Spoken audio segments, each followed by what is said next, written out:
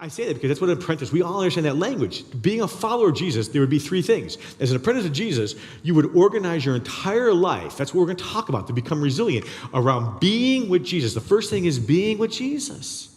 If we've made it primarily about Sunday morning to be with Jesus, Coy or Greg, if we've made this your primary, or is that very, we think, very mature guy told me, Sunday mornings, we're missing it. I'm missing it. Second is to become like Jesus. And not just the way he would interpret the scripture, but how he would live it out. To do what he would do if he were you. Those were the three goals. That's why, come and follow me, Jesus said. Come and follow me. And for 3 years they did. And the entire point of an apprenticeship, of discipleship, is to model your life after Jesus. And maybe, just maybe, in doing so, recovering your soul, and dare I say, building your resilience.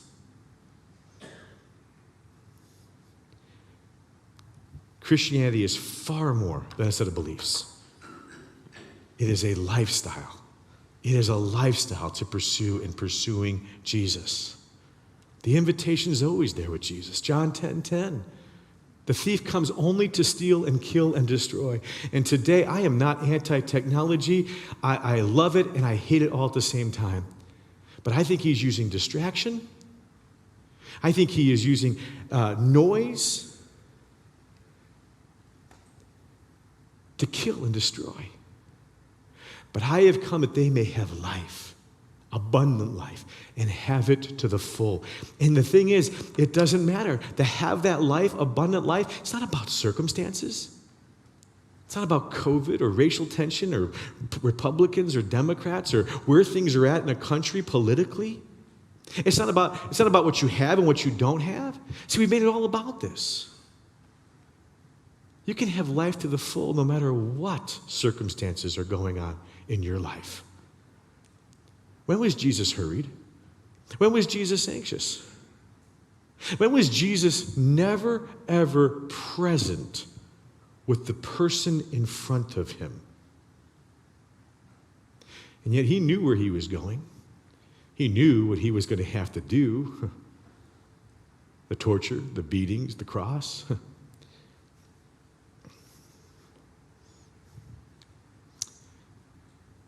Matthew 11, one more time. And we'll get ready to wrap this up. Personally, are you tired? Are you worn out? I have been at times these last couple of years. It's been hard. Emotionally, it's been hard. But it's been good. Not because there's anything overtly that I can say is good, at least the way that we would define success in the world or the church world today. But it's been good. Because of Jesus. And that's what I'm trying to share. Are you burned out on religion? I have been. I refuse to go back. Get away with me, and you'll recover your life. And here's the good news. You don't have to become a monk or a monkess or live in a cave. You might have to become a Cub fan to learn pain and suffering. But you can do it in a modern way in 2022. In Bloomington Normal, in England, in Connecticut, in Chicago, wherever you're at. Walk with me. Work with me. Now, this is our part. See, we forget this. We have a part. We have a role to play. Watch how I do it. Learn the unforced rhythms of grace. The Gospels are not just a genre of literature. The Gospels are the gospel in telling the story of Jesus and the rhythms of grace. The unforced rhythms of how to live life. For he won't lay anything heavy, anything ill-fitting on you. This is what was so interesting, is all the other Pharisees, all the other rabbis of his day, the harder the better, the harder the better, the Bobby night the better, the Bobby night the better. Jesus' way is mine is easy. I won't give you anything heavy. Keep company with me, stay connected with me, and you'll learn to live freely and lightly. And this is an invitation for for the tired, the burned out, the stressed, those in debt, those whose to-do lists are way too long, those who are hurting, and those even giving up on religion. Now let me just ask the question rhetorically. Don't raise your hand. Is there anybody here like this? Let me ask it a different way, probably, the more accurate way. Is there anybody out there not like this right now, or some aspect of this right now? And here's the secret. I'm going to give it away. Here's the secret. The secret is in living as Jesus did in his earthly life, adopting his overall lifestyle, his rhythms of grace. And that's how you build a deeper communion with him.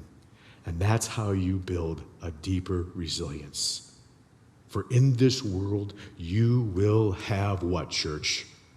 Trouble. But take heart, Jesus said, for I have what? Overcome the world. And that doesn't mean we go right away as Protestants, we go right away to thinking his death and resurrection. I have overcome the world, his life, the way he's lived, his rhythms. It includes his death and resurrection, which we are a part of. But what we've missed, I think, what I missed was his rhythms of grace in the here and now. And that's how you build resilience. How do I know? It's been about 4 years for me in running. I am in physical pain right now even, but life's good. I can't do the things I love. I can't play softball anymore. I can't lift the way I used to lift. I can't ever play basketball again, things to do. I'm a little nervous. I won't be able to pick up my granddaughter if she gets any bigger. But life's good. Church is smaller, really smaller. Some people that are welcome coffee. We went from about 7,800, and what I've done is in the last letter church, you go from 7,800 to 300, 400. Not the stuff that you write books on.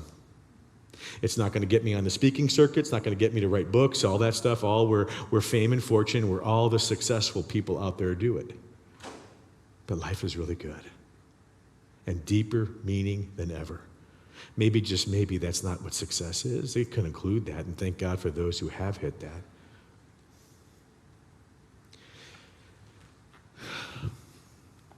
It's because I've adopted it. I'm learning. I'm growing. I got a long way to go. But that's the invitation for you here and you out there. So 2 things to do. If you haven't done it yet, again, there's another app. I just heard Kurt from England said he's got the Abide app, or you can use the Abide app. Again, I get nothing from Pause app. For me, it works. If the Abide app works, it's just you can set your clock. You can do it a couple of times, work with it. It takes a couple of weeks, took me a couple of months. I'm an extrovert. I'm a go-getter. To slow down and to practice to slow down, to be in the presence of Jesus has taken me months. I will not miss it now. Not because I'm legalistic, because I am in dire need of thirst, of being with the person who quenches my thirst, and that is Jesus. Second thing you can do is to memorize. I encourage you to memorize this scripture passage. Do it in your own translation. I've given it through the NIV. I think I've done the Message. I think I even did it in the NLT. NLT is a good version too. Maybe I haven't done the NLT. Anyhow, just learn to memorize. Come to me as a reminder. Put it somewhere where you can see it, in your car, on your refrigerator. If you have a family like the Cervantes, Nicholson's, do it as a whole family. Memorize this verse as a reminder. That's our call.